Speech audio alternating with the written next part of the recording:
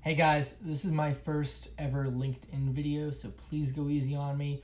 Don't make too much fun of my shirt. I know it's a little loud. And also I do have some notes that I might be referencing off camera just because it's a 7-minute video or so and I want to make sure I get all the details in. The Outdoor Retailer Show is around the corner. For those of you that are not familiar with what that is, it's called the OR Show and it's the B2B trade show for the trillion-dollar outdoor sports industry. For the first time ever in January, it was combined with the Snow Show, making it an even bigger endeavor. It's that world's version of CES or the New York Auto Show. It's an incredible show if that's the place you work in. Demand for media attention and for retailer attention is high. This is the make or break show for a lot of brands. 2 of our clients came home with more than 5 awards each. Incredible for them and incredible for us. And I'm going to let you know how we did it. First though, a lot of you might think that if you know these brands that it was easy. Oh, they had such great innovation. Yeah, like layup. No, far from it. Your perspective is off if that's what you think. Here's why. And I'll even flip it back on myself first for some background. I've worked in the public relations world since the late 90s. Brands including Burton Snowboards before the '98 Olympics, but also technology, finance, healthcare, B2B. I'm very fortunate that early in my career I was able to work with such diverse brands. I've also been a snowboarder since 1991, so as a consumer, I know a thing or three. People on our team, active skiers. We've got collegiate level, not professional, but they've won an event or 2 mountain bikers. So we know the outdoor space in addition to the other worlds that we work in. One of the brands, their idea was such a novel concept that we weren't sure what the media would think about it. And if we're not sure, what's someone who's paid to be skeptical going to think about it? The other brand, a similar technology was introduced, which also won awards a couple years prior. Not only that, we knew that 2 other brands that they compete with, one being the biggest in the world, they were rushing the same technology out. Awesome, right? You've got the skeptics and you've got the, oh, these other guys might have that too? Yeah.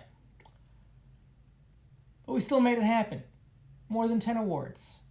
And these are steps that you can take too to come through with great media coverage, whether it's at a trade show, whether it's just a product launch, and you don't always need to have class-leading innovation, but you've got to follow these steps. The first one is we planned ahead. We, meaning our clients, one of the brands, 2 years notice. Hey, this is coming out in about 2 years.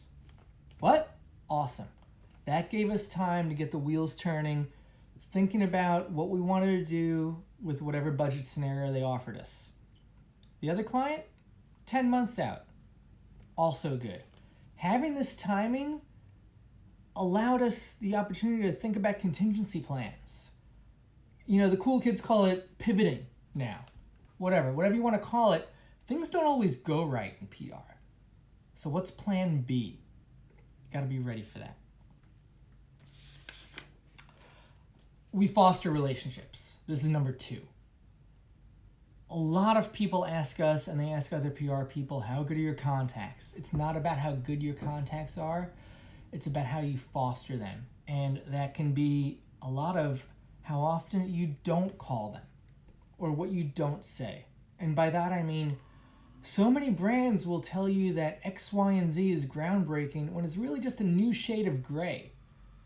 I understand the need to get media coverage, and I've gotten media coverage for brands that maybe aren't leaders in their industry. It's possible, without lying, without pretending that a journalist isn't going to do their research. I've said this before, reporters are not parrots. They're not just going to regurgitate what it is we told them, or tell them, excuse me. So keep that in mind. And on our end, we don't say that something's groundbreaking when it's not.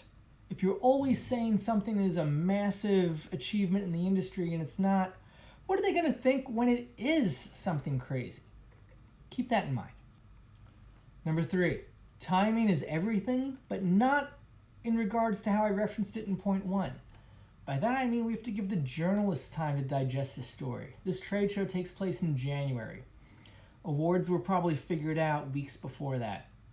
So that leaves us November and December. Okay. Oh, wait. What's in November and December? Thanksgiving, winter holidays, New Year's Eve. Journalists are just like me and you. They've got families, they've got events, they've got travel, they're short-staffed at work. It's a crunch time. They needed time to even figure out if this is something worth checking out. Look at your own life at work. You don't always get back to somebody within an hour, or even within a few days. Really, you don't. At least not with worthwhile consideration. So, you've got to keep that in mind, that you need to give journalists time to make a decision on what it is you want them to cover. Number 4, we made it easy for the journalists to check out the products that we had to offer. We didn't have the budget to do what some other brands do. It's not a level playing field. A lot of brands have taken journalists to Central America to check out a new sandal, for example, or to Europe to go skiing and check out a new fabric. Great. You want to go to Central America and see a sandal? I do, but we don't have that sort of budget. Again, crunch time with the holidays. So what do? We met with these journalists, 3 different cities, 36 hours, where they wanted to meet, when they wanted to meet. 7 a.m. here, fine. Your conference room, not a big deal. A supermarket cafeteria? Yeah. A few meetings were in craft breweries, but that's where they wanted to meet. And I'm not one to say no. At the end of the day, we just made it easy for them to connect with us and see the product and ask the questions that they wanted to ask.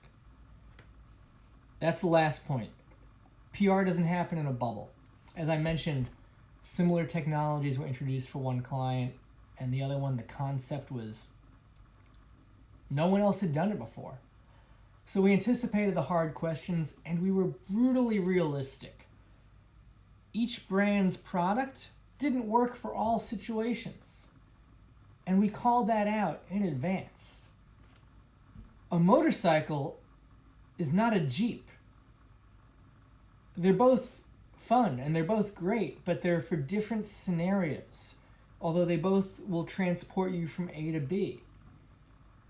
So we answered those questions. We said, hey, this works for this person, but not for that. And if you need that, it's not this. Journalists really appreciated that. We asked those questions before they could. So the next trade show's around the corner, and the combined show is again in January. Are our guys going to win 10 awards? Probably not. Why? Well, 1, journalists like to spread the wealth.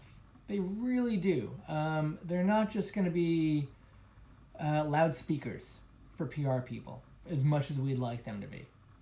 The other part is we don't always have groundbreaking innovations.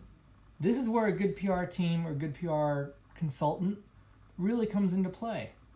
Can you get coverage when you don't have the iPhone of your industry? When you don't have something that is incredibly groundbreaking? When it is maybe just another shade of gray? Now, I'm not saying our clients are showing shade of grays at the next trade show. We don't always have drop-dead innovation. But it's okay, because we think. And if you think about ways to score coverage and what really matters to journalists, then you'll do pretty well. All right, it's my first video. Again, thank you for watching. There's a link below to the longer blog post that outlines all this, and I'd love it if you leave a comment and let me know what you think.